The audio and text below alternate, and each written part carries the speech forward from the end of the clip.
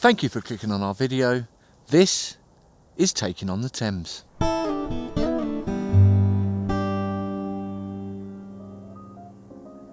You join me tonight on what is a very dark and misty one, I can tell you that much.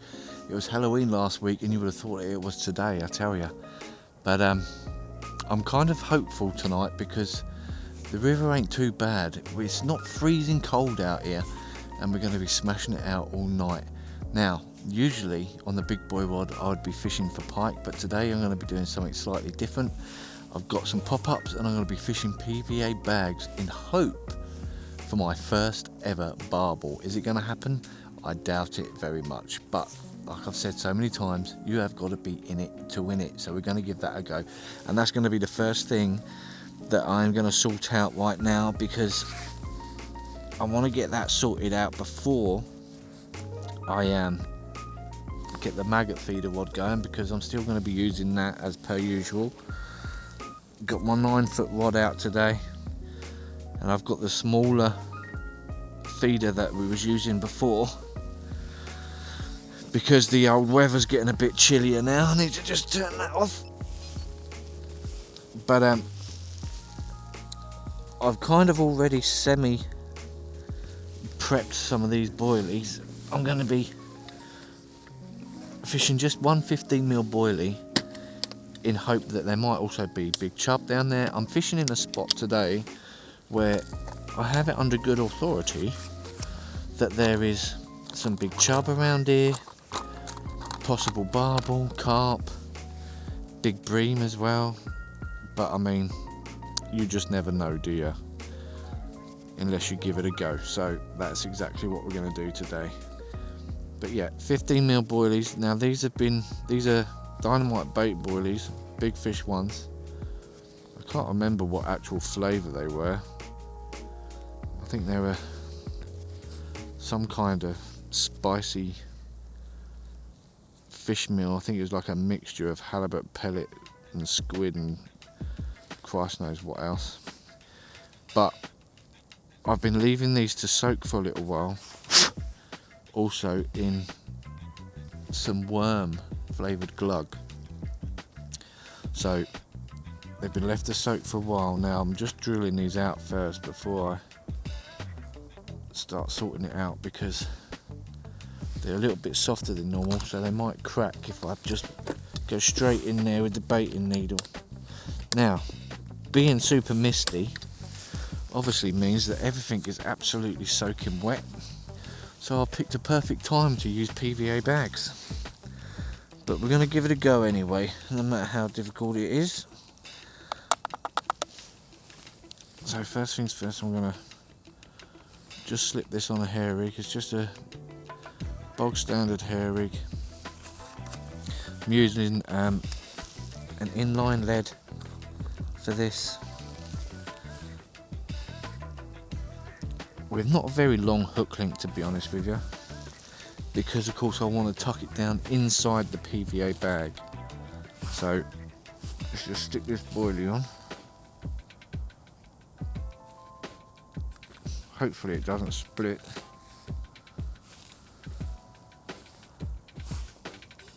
But I have got a braided hook link on here, so the knot is quite big.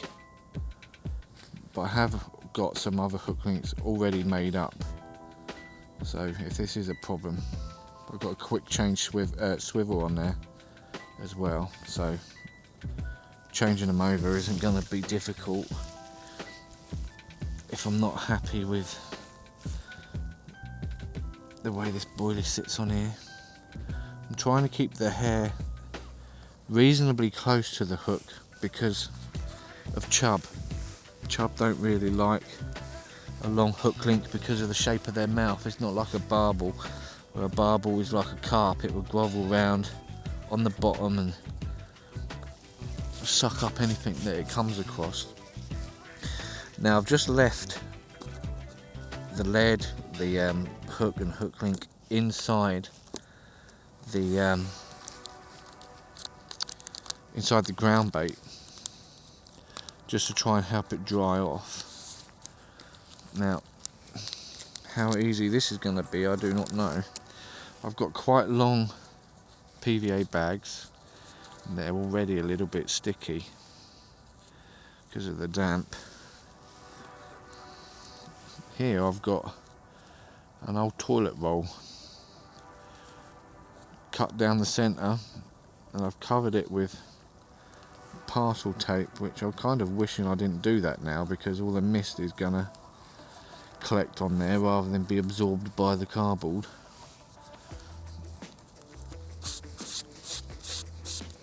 Now what you don't want to do if your bags are sticky like this is blow in them, because if you blow in them then you're just gonna cause even more condensation inside the bag from your breath. So just by running your fingers across it like that, it tends to unstick it a bit. Now first of all, I'm going to just put a little tiny bit of ground bait inside there. It's dry, obviously, because of the PVA, and then inside that I'm going to put the hook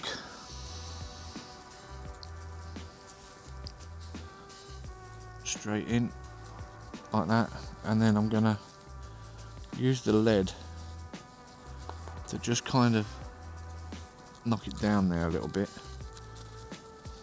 Try and bury it in that ground bait if possible. Alarms come back on.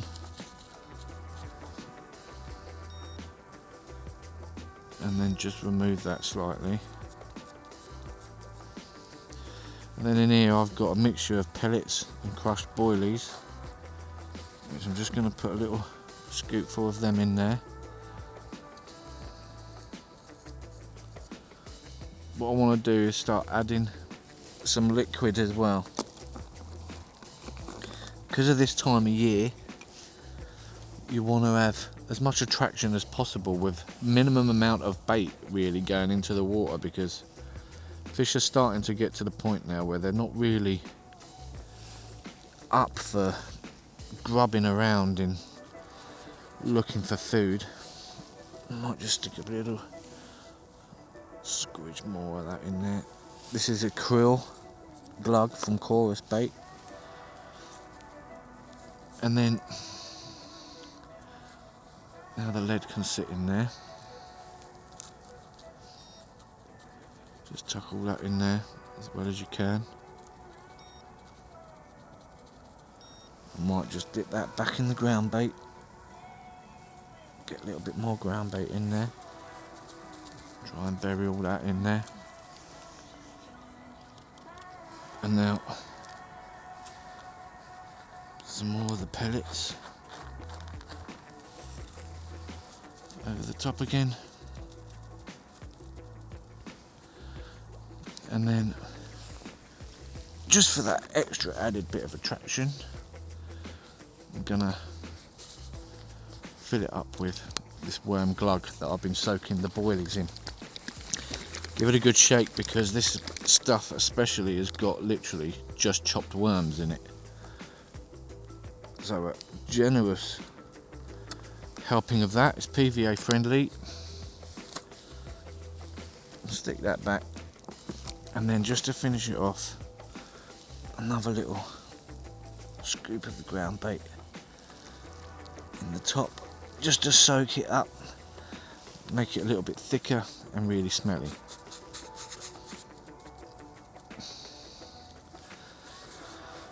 And now what you could do is you could twist this and lick it and whatever, but what I prefer to do, which just seems to be an easier way of doing it, for me anyway, let's remove our cardboard tube. I don't know if you can hear the alarm going off, but I did turn it into silent for a minute and it's turned itself back on. Now I want to make sure that my line isn't anywhere near the middle of the bag, because I'm literally going to cut down the centre here, and the last thing you want to do is cut your line now, isn't it, after all this palaver. Cut it down. This is why I like using these really long PVA bags, because now I can get a good hold on these And where I've cut it down, I can just tie this into a double overhand knot.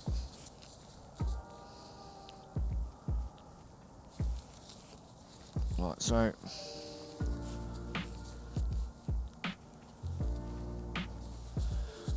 Cut off the tags. Stick them back in there. And now I'm not going to be lobbing this out far, but one tip you can do here, if you are chucking it out far, is if you just tap in the corners a little bit. Now you could wrap your tongue around this, but I'll be honest with you, these PVA bags from Chorus Bait taste like acid and cat's piss. So just lick my finger, make it a little bit damp on there, fold it over, just in the corner, hold it for a couple of seconds till the PVA sticks. Do the same with the other corner. Just a little bit of moisture on there. You don't want it so wet that it will melt through. Just dampen it up, hold it for a couple of seconds, and away you go. Now, to make sure this sinks, you can feel a bit of air trapped in there. Just get your baiting needle, pierce it a couple of times all over like that. Now I've had a little practice cast out there just to try and find a good spot, because what I actually wanted to do was fish right over to the other side, but unfortunately the flow's not going to let me do that. But there's an overhanging tree right behind me, so I'm going to have a little trot down there. I've chucked it out there already just to make sure the flow don't wash it away. And it seems to be a bit of a slack there, so that is exactly what we're going to do. So I will be back.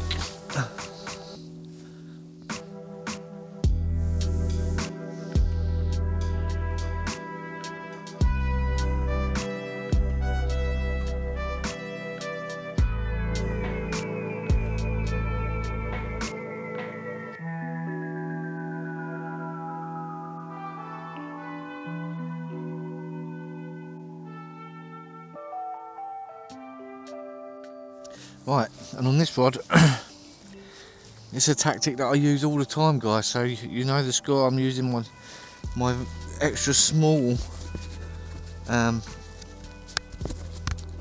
mini inline maggot feeder.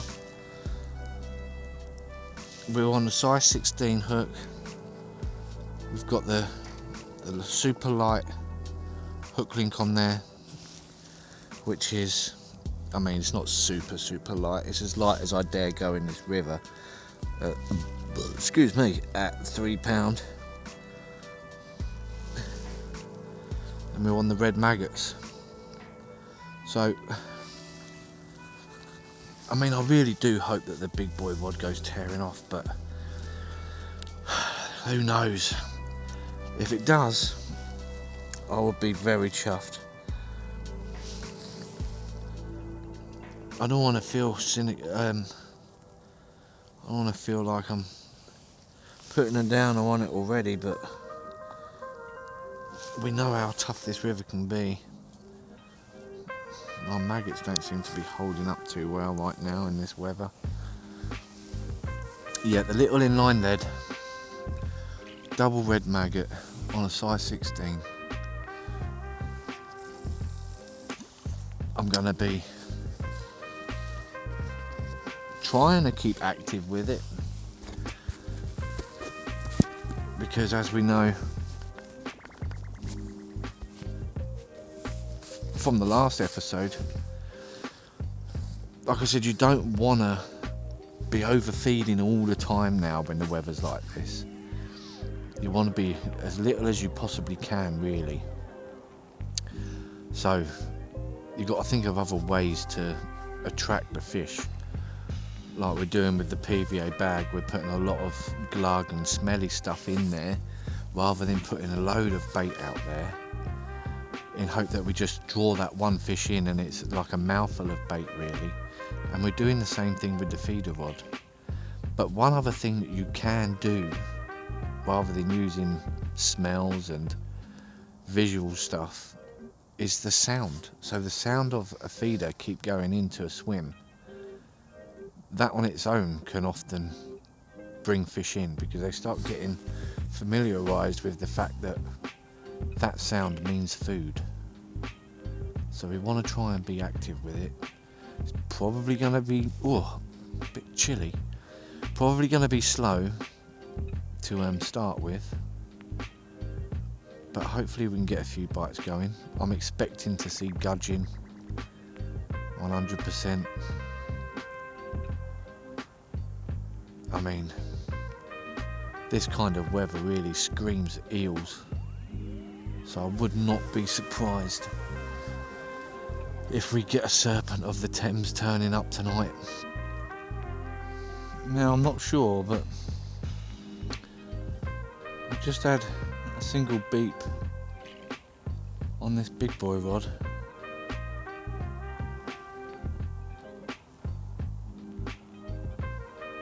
Could be flow, but the tip of it is.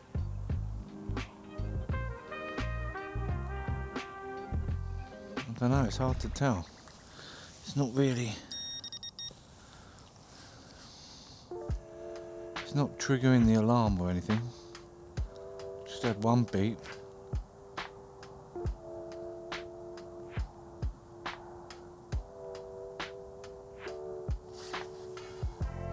I might just have to check that, you know.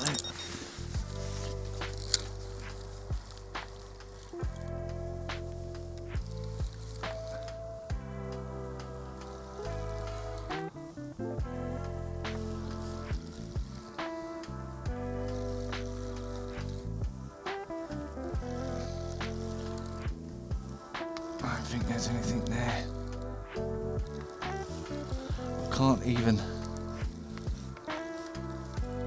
I can't see the water at all through the fog.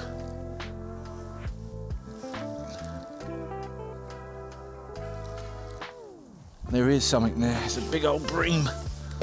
I'm gonna need me net.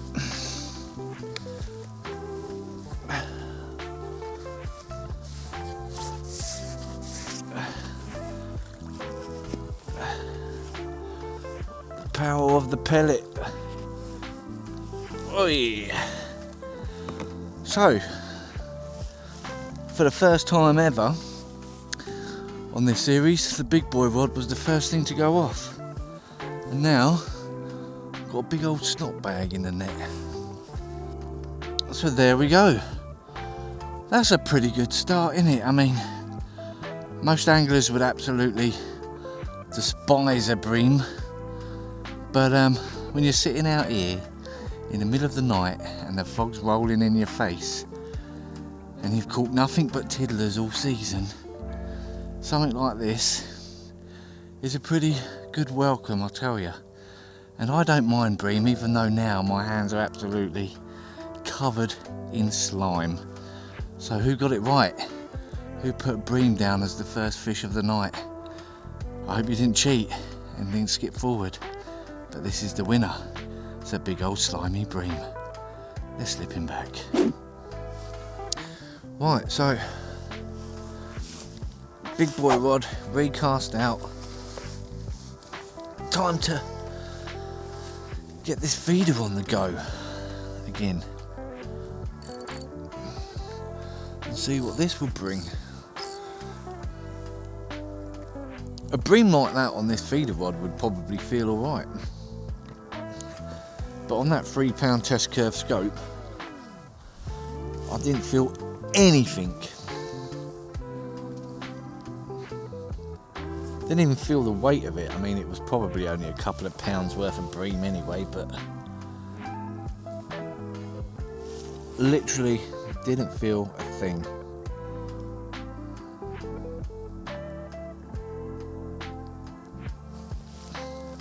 So it would kind of be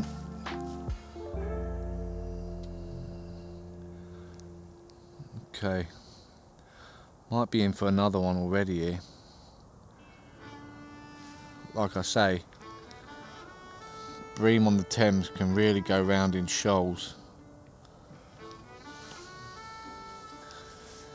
Quite big shoals, to be honest. I'm going to keep an eye on the end of it, because I have actually put the sensitivity on this alarm right the way up. Even that wasn't really enough to do much with that last bream.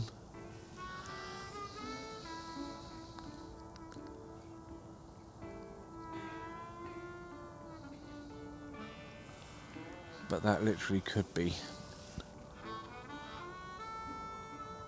debris. It's not moving around anywhere near as much as it was when we had that bream.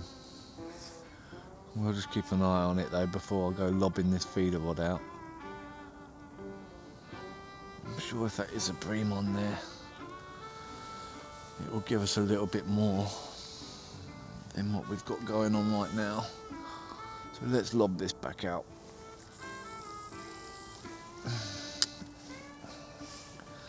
Because like I say, a bream of that size on this rod wouldn't be too bad.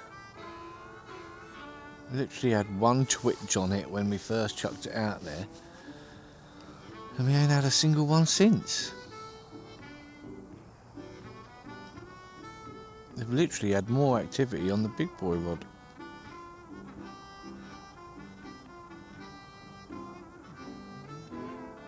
But I suppose it's often the case that when you're under the cover of darkness, that the bigger fish come out and the smaller ones tend to go into hiding. Maybe we do just need to be more active with it. It felt like I was snagged in some weed there.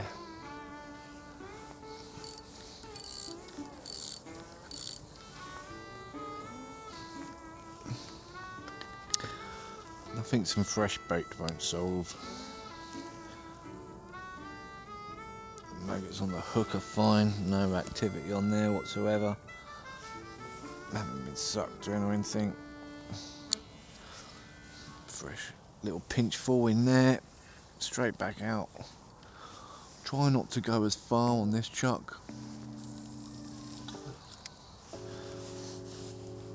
So we're not emptying our feeder as we drag it back.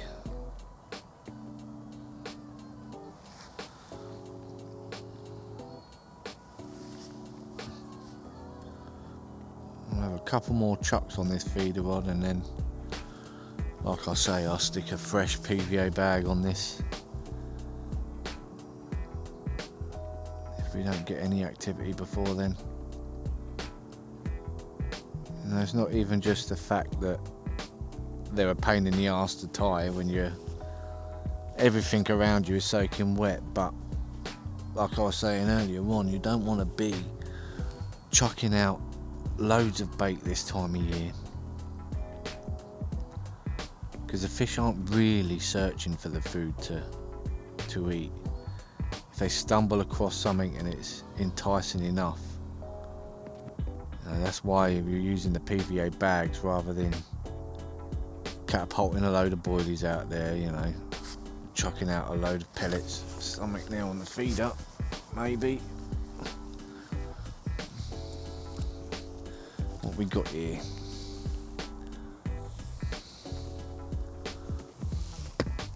Tiny little chub. He swallowed it actually, greedy little sod.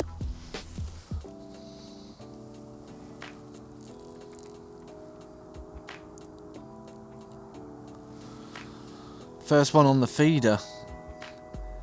One of the smallest chub I think I've had so far this year.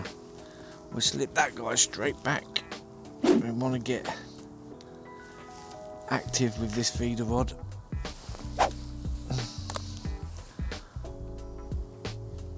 Make enough noise to draw them in. It would help if the feeder weren't all the way down to the tip of my line, that's for sure. Tip of my rod rather. yeah, as I was saying, we don't want to be chucking out unbelievable amounts of bait, but at the same time I don't want a single boilie out there either.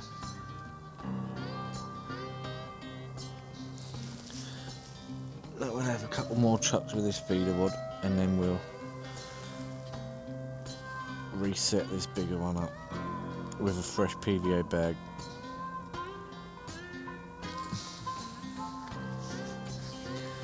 And get the flavours out in the water.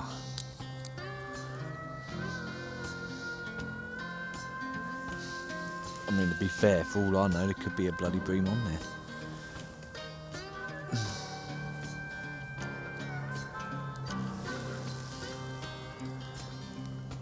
The maggots are wet.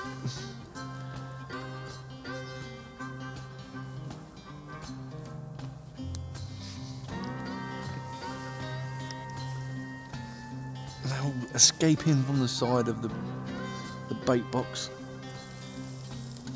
Again, not lobbing it out miles. I don't want it getting stuck in that flow. Dragged halfway up the river.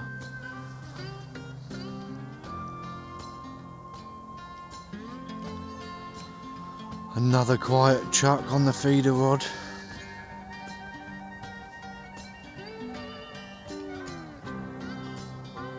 I mean, like I say, it's kind of to be expected, really.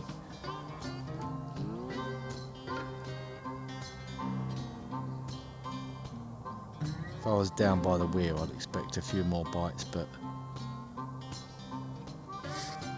might have been a little something there.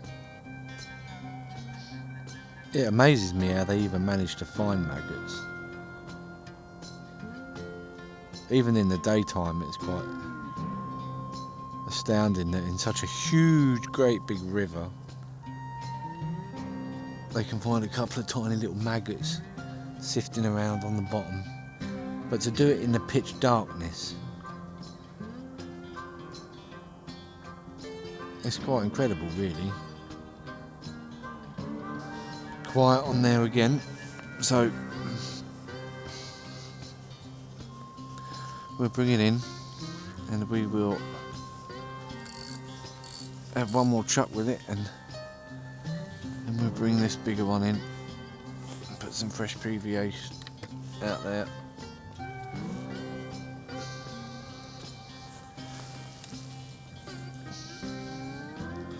I don't quite know why the maggots are suffering so much in this weather, but a lot of them have seemed to have died off a bit.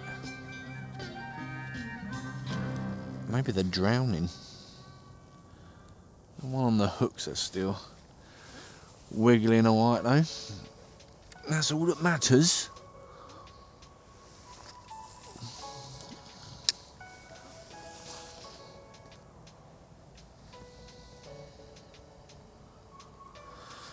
Right, again, very quiet on the feeder.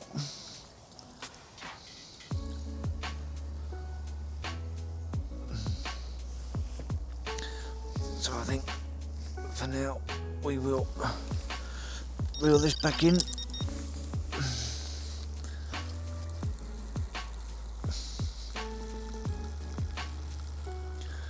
Put a fresh PVA bag on here. Let's see if we can grab ourselves another slimy one.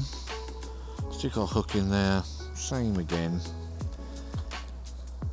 as before. Bash that bait down there.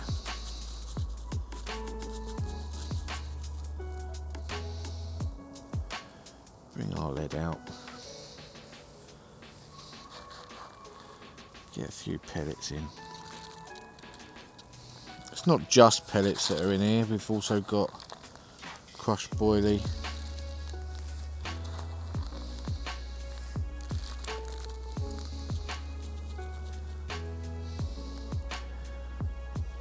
Let's add a bit of glug to that, shall we? Bit of the krill in first, just for the scent.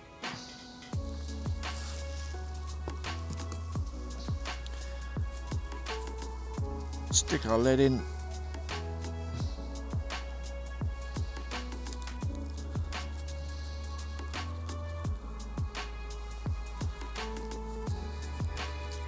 Get the ground bait in.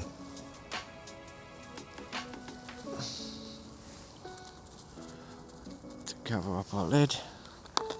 A few more pellets and crushed boilie.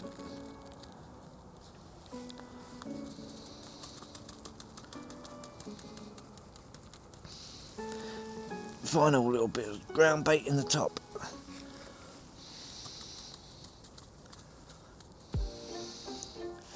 Finish it all up with some worm glug.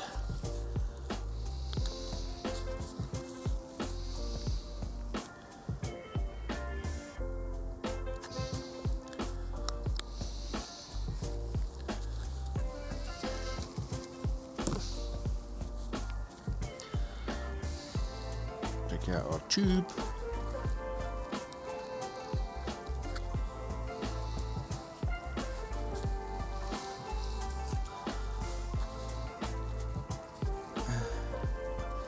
Move our line over. Move it that side. Let's turn it round. Seems to want to go that side.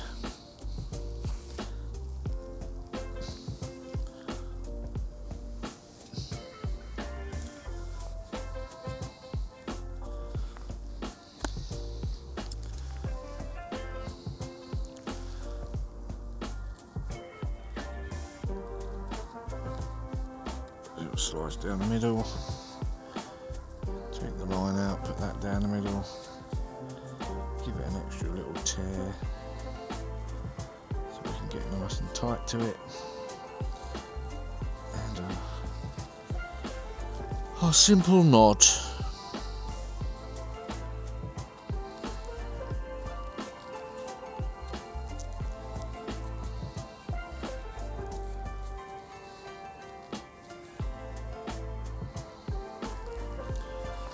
Cut off our tags. Snippety snip. Give it a stabbing with our baiting needle.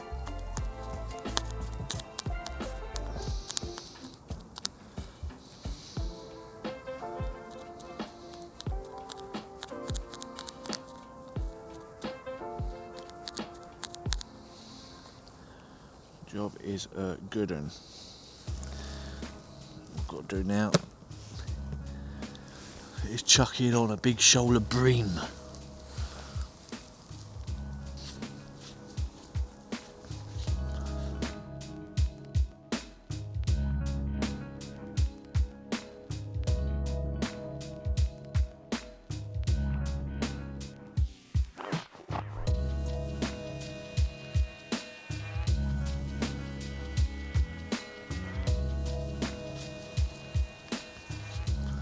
Come on the feeder.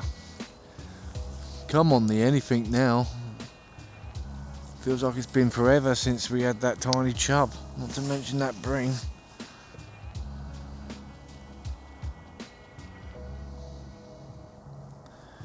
Again, we're just struggling with the flow a bit.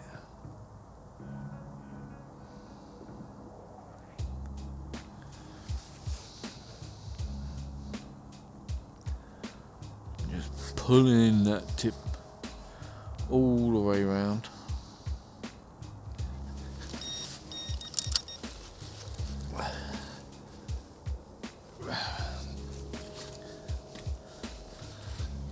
We are in again.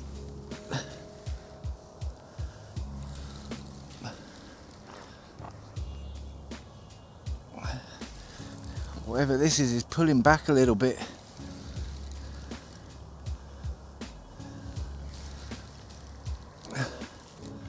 Could still just be a bream, but if it is, I wouldn't be surprised if it's bigger than the last one we had, but it seems to be pulling slightly better.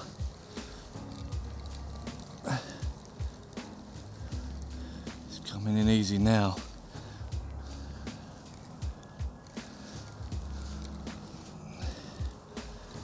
There's another bream.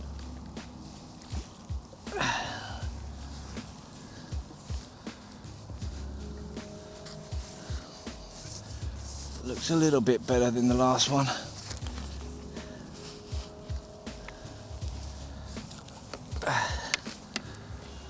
Another old snot bag. I was literally just having a sip of coffee and we had a few trickler beeps and the old rod was bending again. Let's get her out and have a look at her. Well, there you go. A big old bag of snot. He's got a bit of a belly on him, this one, so I actually at times there felt him pull back, which was nice for a bream. But as soon as he broke the surface of the water and got close to the bank, he come flying in just like a kite. So, on that note, guys, I'm afraid to say that with this frosty old foggy weather coming in, that for me and from this guy, you know the score by now. I be Mark Payne, this be a snotty old bream, and we'll see you later. They're slipping back.